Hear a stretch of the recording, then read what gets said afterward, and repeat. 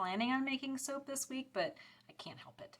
Anyway, I got these molds in and I wanted to test some soap in it, some designs. This one I actually already had, and it was kind of a wonky shape and I couldn't really figure out what to do with it, but then I realized that my tall and skinny soaps fit in, let's see, this way. So they fit in this way for 4 bars.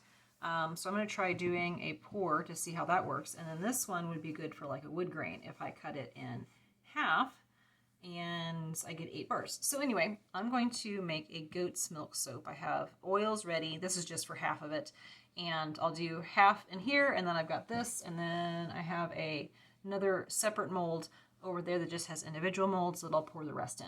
I'm going to be doing Brambleberries, white, ginger, and amber, and the colors I'm going to be using are all from Nurture. I've got Love and Sunshine, Green Vibrance, Sugar and Spice, and then Winter White. Because I'm doing goat's milk, this is my goat's milk that has been mixed in with the lye solution. I did add it, well, I did it cold, but I hope I didn't get too hot. Anyway, so we're going to add that in. Hopefully that Winter White can help whiten it up a little bit.